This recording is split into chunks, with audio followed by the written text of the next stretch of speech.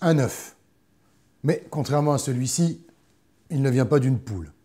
Et même s'il a vu le jour à l'occasion des fêtes de Pâques, il n'est pas en chocolat. Vous voyez où je veux en venir? Non? Au créateur le plus célèbre du monde d'œufs précieux, le joaillier Carl Fabergé.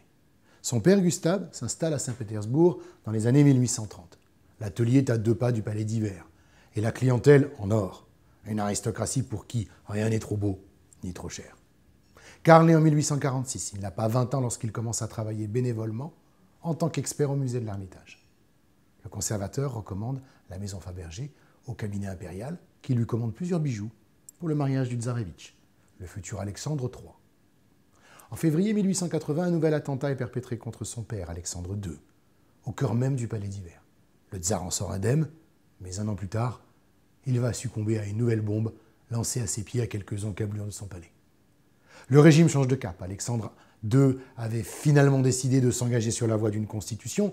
Alexandre III, lui, opte pour la répression et le conservatisme. Mais ce géant barbu est aussi un mécène, amoureux des arts et client de la maison Fabergé, qu'il fait entrer dans le cercle très restreint des bijoutiers d'envergure internationale. C'est alors que naît l'idée d'un œuf exceptionnel, qui renouerait avec la tradition de s'échanger des œufs précieux pour Pâques, comme le faisait déjà la Grande Catherine ou encore Louis XVI. Alexandre III est conquis.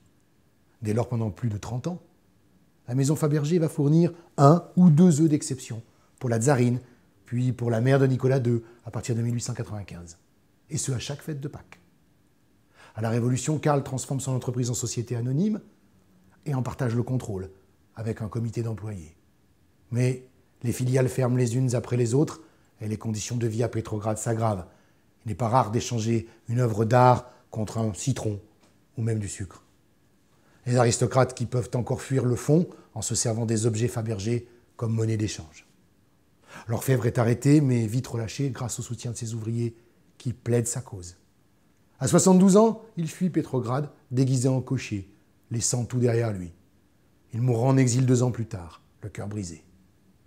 Carl Fabergé, le joaillier des tsars, un portrait étincelant à découvrir ce mois-ci dans Historien.